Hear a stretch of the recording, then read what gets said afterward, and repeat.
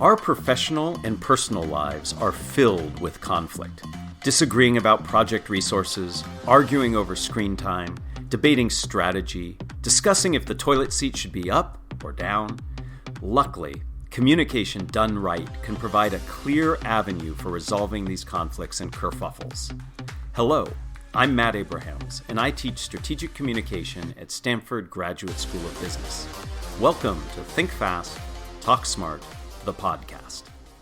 Today I am really excited to be joined by GSB professor Nir Halevy.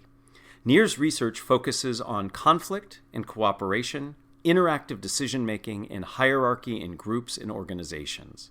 He explores how individuals and teams make decisions, manage conflicts, and cooperate to achieve shared goals.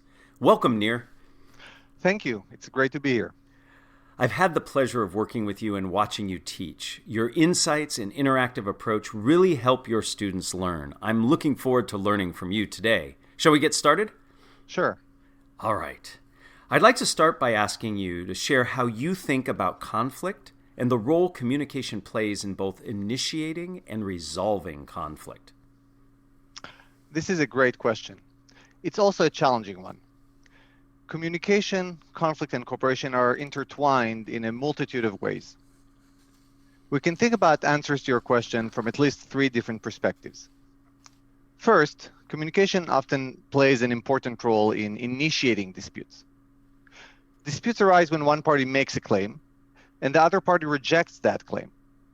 How you articulate a particular grievance, your choice of words, the nonverbal aspects of your claim, such as the tone of your voice, can definitely influence reactions to your claim. Sure. For example, claims vary in their directness and in their oppositional intensity, and these particular characteristics can influence the ensuing conflict. Second, we increasingly have more options available to us when it comes to choosing which communication medium we wish to use to manage conflicts. Different communication channels vary in their richness, how much they provide you with valuable visual and auditory cues, such as others' facial expressions and their circumstances while they're talking to you. Different communication channels also differ in their synchronicity and whether or not they create a paper trail or a digital footprint. We know from research that using lean modes of communication like email, which involve low levels of synchronicity, can offer several benefits when it comes to resolving particularly intense disagreements. One benefit, for instance, concerns the fact that the asynchronous nature of email as a communication medium provides conflict parties with time to cool down, to think more deeply about the best way to get their message across. Another potential benefit of email is that it can level the playing field to some extent. When the conflict involves parties with different levels of power or status, using an email can help parties level that playing field. A third perspective, beyond the role of communication in instigating conflict and our use of different communication technologies to manage conflict, has to do with the content of our conflict-related communications. For example, how much we show poise and seem in control when communicating during conflict versus express high arousal emotions like anger is another important aspect. These choices have important consequences for the process and outcomes of the conflict. For instance, using abstract communications can signal social distance, whereas using concrete communications can signal proximity. These three perspectives taken together that I just mentioned are some of the topics we discuss in our negotiation classes. Oh, well, I absolutely have to sign up for that class because as I was thinking about what you were saying, in the interpersonal conflict I have at home, I was wondering maybe the best thing I can do with my kids is say, go to your room and send me an email about it rather than just go to your room and leave me alone. It's really interesting because my intuition would tell me that email, because it's devoid of that ability to read emotional response, would actually make conflict worse. I find it really interesting that lean methods of communication can actually improve conflict. I have to really think about that and can see how that could help me. So just to kind of add to my previous response, I would say that it really depends on the nature of your pre-existing relationship with the Uh-huh. other party with whom you have a conflict. So in choosing your mode of communication, your medium, your technology, I would definitely keep in mind the nature of the pre-existing relationship you already have with the other party with Ah. whom you have the conflict. Okay, so I can't just send my kids to their room and say, send me an email and we'll figure it out later. I appreciate that. So, hey, let's move from interpersonal conflict to intergroup conflict.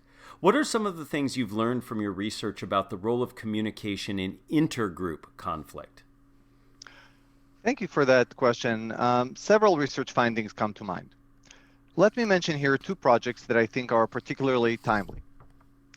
The first project I want to mention has to do with the challenges that speakers sometimes face in intergroup interactions. In that project, we were curious to know which approach people think is more effective for promoting tolerance and Mm-hmm. understanding when communicating in a diverse setting. Overlooking differences, for example, colorblindness in interracial interactions, or emphasizing differences, for example, multiculturalism in cross-cultural interactions. Hmm. We discovered that the critical factor that shapes people's preferences for either approach has to do with the perceived intentionality of group-based discrimination. When people believe that others intentionally discriminate against dissimilar others, they prefer de-emphasizing differences, an approach consistent with colorblindness. However, when people believe that others are simply uninformed, that their bias is unintentional, they prefer emphasizing differences between groups. The second project I want to mention illuminates the role of communication, intergroup conflict, and cooperation from a different perspective. Specifically, that project shows how the questions we ask shape the answers others provide. Consider, for example, the question, who would you blame for the Israeli-Palestinian conflict? The Israelis or the Palestinians? Now, consider a variation on this question. Who would you blame for the Israeli-Palestinian conflict? The Israeli right-wing bloc, the Israeli left-wing bloc, or the Palestinians? The second question simply unpacks Israelis to two subgroups. As it turns out, this simple change dramatically influences people's answers, with substantially more of the blame being attributed to the Israeli side when people get the second question rather than the first question. So this research shows that you can powerfully sway the narratives of intergroup conflicts that people have in their minds using slight variations to the questions you ask them about the conflict. Wow, that's really fascinating. The way in which you frame the conflict influences the way in which people perceive and then react to it. That's fascinating. And many of us, I think, because of our emotion and because we get caught up in the conflict, we just frame it a certain way. And what I'm taking from what you just said in both cases, stepping back and really thinking about how you frame the situation matters a lot. So let me move on. Beyond conflict, you've conducted research on psychological distance. Can you share what you mean by psychological distance and what are some of the implications of that research for normal communicators? Sure. Psychological distance captures the experience that a particular entity, for example, another person or an event, is far from the self in the here and now. As you can tell from my answer, psychological distance has several different aspects. Yeah. One obvious aspect is temporal distance, right? Events can be in the near future or in the distant future. Mm-hmm. Another obvious aspect is physical distance. An event can take place close by or far away. Other aspects of psychological distance include social distance, how similar or dissimilar another person is to you, and hypotheticality, how unlikely or likely an event is. What we've done is we've studied the role of psychological distance in different kinds of communications. Mm-hmm. So let me tell you about two contexts in which we have studied the effects of psychological distance on communications. The context of leadership and the context of contracting. Okay. In the context of leadership, we found that the communications that are most effective for promoting engagement and satisfaction among followers are those that match the level of psychological distance with the level of concreteness versus abstractness of the communication. Now, what do I mean by that? If you're the CEO of a large corporation and you're talking with employees that you have never met, the high level of psychological distance inherent in that situation calls for abstract communication. For example, for articulating broad vision for the future of the organization, the distant future. However, if you're a team leader discussing task performance with your direct subordinates, the low level of psychological distance inherent in that situation calls for concrete communications. You want to provide context-specific, detailed feedback and mentoring about the task at hand. So when communicators match high psychological distance with abstract communications, like vision, and they match low psychological distance with concrete communications, like detailed feedback, they achieve what we call construal fit. The psychological experience of construal fit among listeners is fluency. They experience the message that we communicate as more fluent. And the pleasure they derive from this fluency, the experience of fluency, fuels positive reactions to the message. Wow, cool. The second context in which we studied the use of abstract versus highly specific communications is employment contracts. Broadly speaking, employment contracts have two kinds of clauses. You have control clauses that aim to curb opportunistic behavior of the other party. You want to constrain their behavior through those control clauses. These tend to emphasize the party's opposite goals, thus creating a strong feeling of high social distance. However, you also have coordination clauses that aim to help the parties collaborate effectively. These kinds of clauses emphasize the parties' shared goals, and they create a feeling of low social distance. What our research shows is that optimal employment contracts, the ones that provide employees with feelings of autonomy, with a sense of intrinsic motivation, and make them persist on tasks and exert considerable effort, are those in which the control clauses are abstract and less detailed. And the coordination clauses in them are concrete and highly informative in a manner that supports coordination. We believe that achieving construal fit is extremely powerful as a tool for communicators. Whether you're a CEO, as in my first example, seeking to articulate broad and timeless vision, a team leader who is engaged in mentoring and giving feedback, or a hiring manager who seeks to optimize the language of employment contracts. I love this research so much, Nir. We have spent a lot of time on this podcast, and I know you've seen me teach, and you know I spend a lot of time on this too, where we spend time telling people you've got to really understand and know your audience. And you add a very specific nuance to that. You have to think about what is the psychological distance you have relative to that audience. And then, based on that answer, you have to then adjust the concreteness of the messaging that you create, be it spoken or in the case of contracts written, because that can have a direct effect. Ultimately, you said it leads to fluency, this notion of positive affect towards the message and the messenger. I find this really, really fascinating. Thank you for sharing that. Thank you. So let's get specific here. What are some specific tactics we can use in our communication to increase construal fit and thereby increase the fluency of our messages and their effect on the audience? That's a good question. The most important aspect in preparing your message is being mindful of different kinds of distances. Think about how you, as a speaker, who are you in that moment when you communicate with your audience, who your audience is, and how similar or dissimilar you are from your audience. Think about the temporal aspect of your message. Are you talking about the distant future, in which case you should emphasize why the goals you talk about are important? Or are you talking about the near future, in which case you should emphasize how to achieve these goals? Then, when delivering your message, or thinking through your delivery in retrospect, you want to be mindful of any signs of disfluency in your communication. Did your audience seem puzzled by any of your choices? Did it happen when you were speaking too abstractly or too concretely? Finally, you will also want to be mindful of the power of communication to change psychological distances. So it's two-directional influence, really.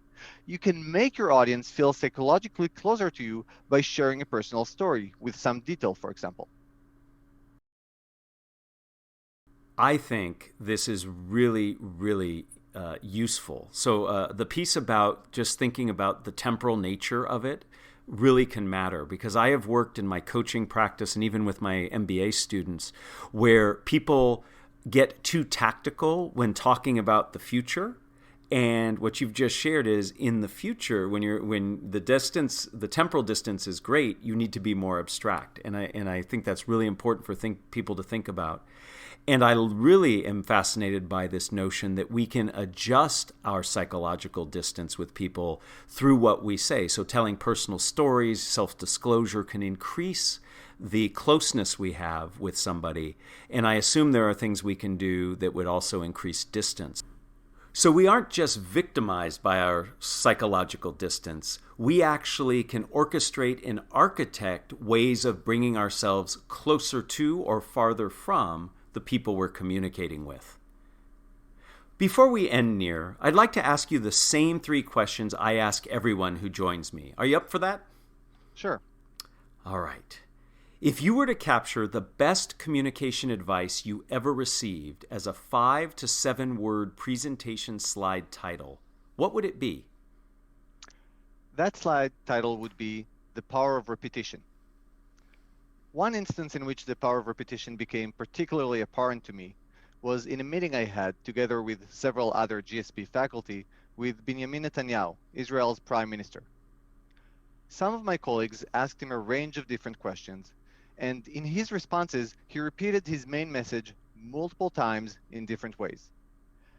That kind of persistent focus made the message not only very clear, but also very memorable. Right. So saying the same thing over and over again, repeating yourself, helping people hear it again and again. See what I did there? A lot of repetition, but that can be really, really helpful. Who is a communicator that you admire and why? I've often enjoyed watching President Barack Obama speak. I appreciated his masterful use of humor, which I found thoughtful, appropriate, and engaging, and his ability to garner both respect and liking from audience members. I also admire former President Obama and his speaking. I've been fortunate enough to get to know one of his speechwriters and have had that person join me in my class as a guest lecturer. And he has shared that former President Obama is naturally very interested in and spends a lot of time on his communication and speaking. And we certainly can see that as those who hear it. Let me ask our final question. What are the first 3 ingredients that go into a successful communication recipe from your perspective? So those would be you, them, and the message. When I say you, I mean, who are you? You should know your strengths and your weaknesses as a communicator. When I say them, I really mean to ask, who are they? What would make the audience care about your message? Mm-hmm. And when I say the message, to make your message memorable, make it simple. Make sure it evokes emotions and repeat it again and again. You know, I think you've summarized all of the episodes that we've had in our podcast in your simple 3 ingredients: you, them, and the message. That's very powerful. Thank you, Nir. Everything you've shared with us today is incredibly insightful and powerful. I feel psychologically much more close to you than I have before, so thank you for that. And I really encourage everybody listening in to take stock of what Nir has shared with us and try to apply it to your upcoming communications. Thanks, Nir. Thank you, Matt, for hosting me in your podcast. Thank you for listening to Think Fast, Talk Smart, the podcast, a production of Stanford Graduate School of Business. To learn more, go to gsb.stanford.edu. Please download other episodes wherever you find your podcast.